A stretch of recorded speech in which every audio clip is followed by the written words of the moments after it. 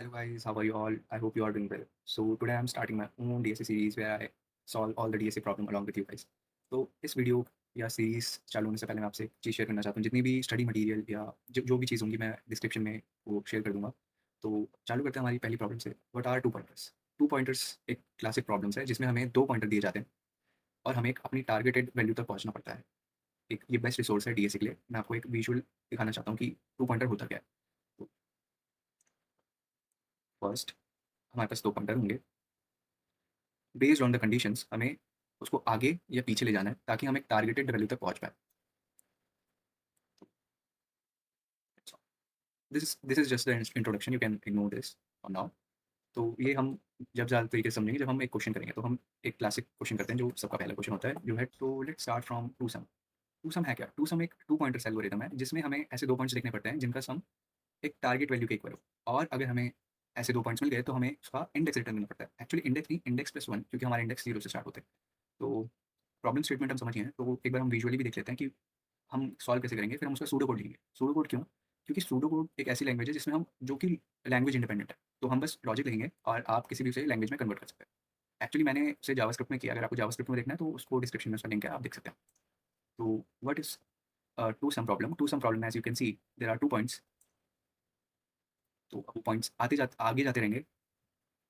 कब तक? जे कब तक आगे जाएगा देखेगा। तो यही कैच है। जे तब तक आगे जाते जाएगा जब तक एरे की लेंथ तक वो पहुंच ना जाए। जैसे ही वो एरे की लेंथ तक पहुंचेगा तब आई आगे चले जाएगा ताकि उसे नए कॉम्बिनेशन मिल सके। और जैसे जैसे नए कॉम्बिनेशन मिलेंगे तो वो नए कॉम्बिनेशन के साथ टारगेट वैल्यू को फाइंड करने की कोशिश करेगा। और अगर वो एरे में टारगेट वैल्यू फाइंड नहीं कर पाता तो मैक्सिमम आई यहाँ तक जा पाएगा और जे यहाँ तक जा पाएगा उसकी मैक्सिमम वैल्यू, ताकि जे को रूम मिल सके। वरना अगर आई भी यहाँ तक जाने लगा तो जे को कोई रूम ही निकलेगा और हमारा पूरा सोल्यूशन ही खराब हो जाएगा। तो लेट्स सी कि क्या होगा। देन स्टिल वो आगे जाएगा। फिर आगे आगे आ गया। देन उसे अब सोल्यूशन मिल गया। सी कितना ब्रूट फोर्स मेथड है, कितना हम उसे बार बार कितना ज़्यादा आइट्रेशन हो रही है। तो this is brute force method. तभी भी हम इसका सूडो कोड एक बार लिख लेते हैं। So let's start from our brute force method. तो लिखते हैं सूडो कोड लिखते हैं। तो हाँ, मैंने ये रिमूव कर दिया है यहाँ पे। तो शुरू से स्टार्ट करते हैं। तो क्या होगा, एक फंक्शन होगा जो कि क्या लेगा, एक एरे इनपुट में लेगा ताकि उस पर हम आइट्रेट कर पाएँ। और एक टारगेट वैल्यू होगी, अच्छी बात है, ताकि हम उसके कॉम्बिनेशन फाइंड कर पाए टारगेट वैल्यू के।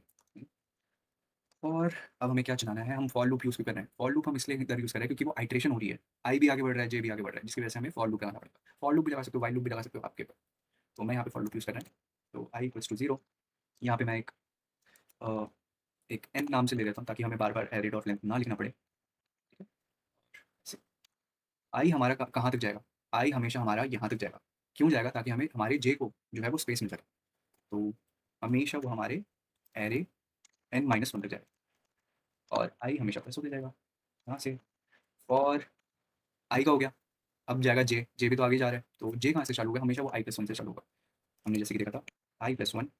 एंड आई जो और जे जो है वो कहाँ तक जाएगा? वो हमेशा यहाँ तक जाएगा, क्योंकि वो तो हमेशा आइटरेट कर रहा है ना, एंड तक जा रहा है वो, ताकि वो कॉम्बिनेशन ढूंढ पाए आई के साथ मिलके, ताकि उनका टारगेट वैल्यू तक वो पहुँच पाए।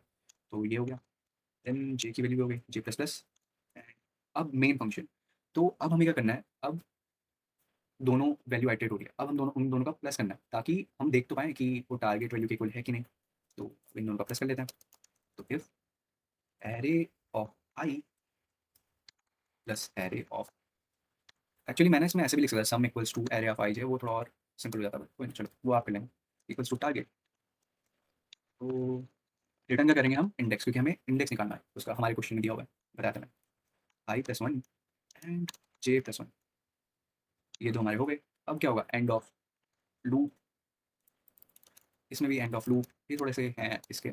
आप ना भी लिखो तो भी ठीक है, बट आप अपनी उसमें लैंग्वेज जो भी है आप उसमें आप कर्ली ब्रैकेट्स या जो भी आपके इंडेंटेशन है वो आप देख लीजिएगा। And end of. तो एक बार चेक करते हैं क्या कोई गलती आती है कि नहीं आती। ओके।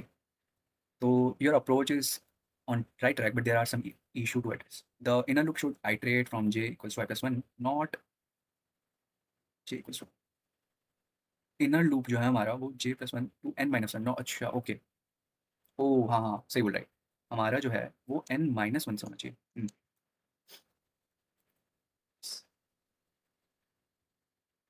एक और गलती आएगी शायद, यस। हमने चार इक्वल्स टू लगा दी यहाँ पे। छोटी छोटी गलतियाँ हैं बट ठीक। एंड शायद से एक और गलती है हमारी यहाँ पे, लेंथ। तो हाँ, तो ये थोड़ा सा ही मिस्टेक था यहाँ पे।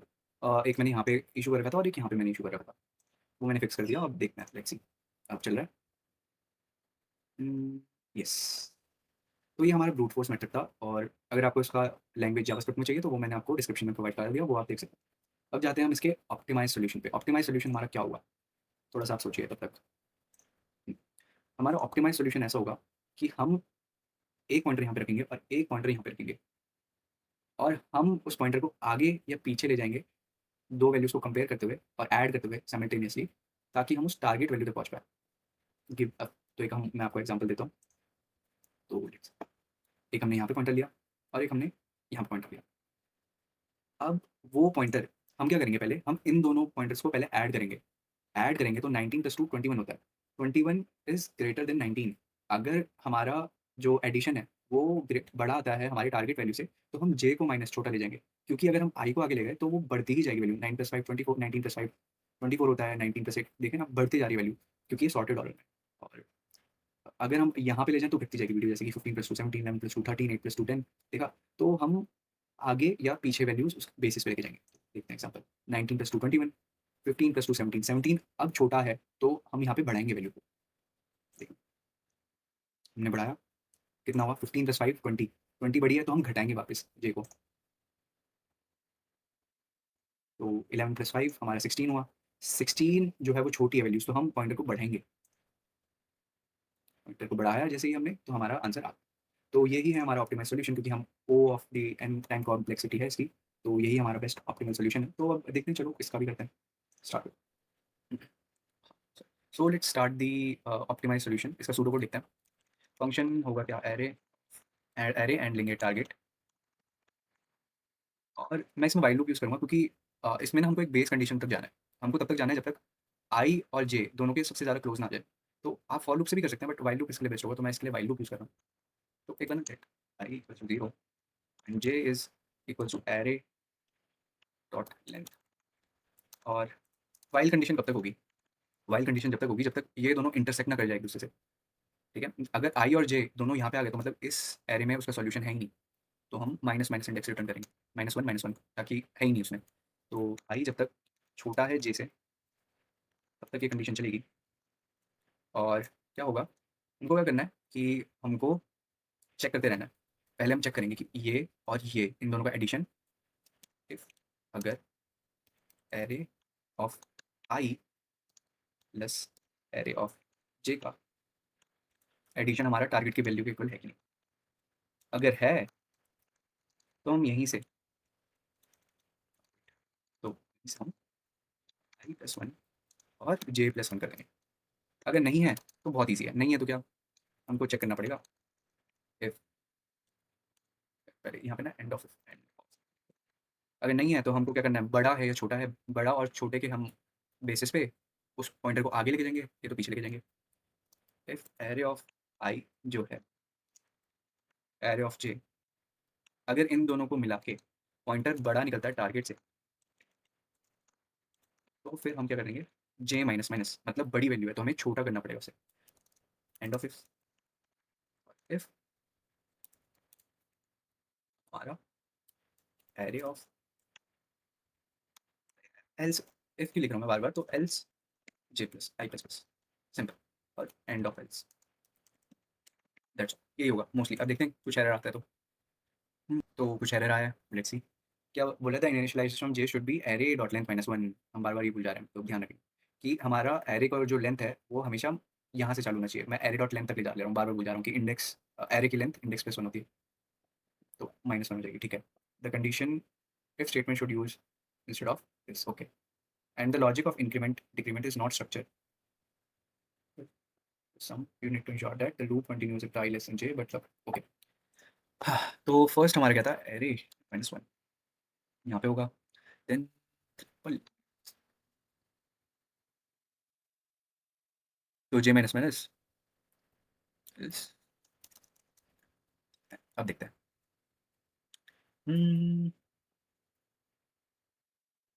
सो यस, ये हो गया है। बस थोड़ी बहुत इसमें इश्यूज़ थी कि मैंने यहाँ पे एंड ऑफ, एल्स ये सब किया हुआ था, बाकी लॉजिक बिल्कुल सही था। तो that's all for to some. अगर कोई भी आपको डाउट है तो आप कमेंट कर सकते हैं। बाकी बाकी अब नेक्स्ट प्रॉब्लम में चलते हैं, वैलिड पैलिंड्रोम वाली में। वो भी सेम ही है, 2 पॉइंटर्स ही है तो, बट डिफरेंट पैटर्न्स है। तो that's all for now. Bye bye.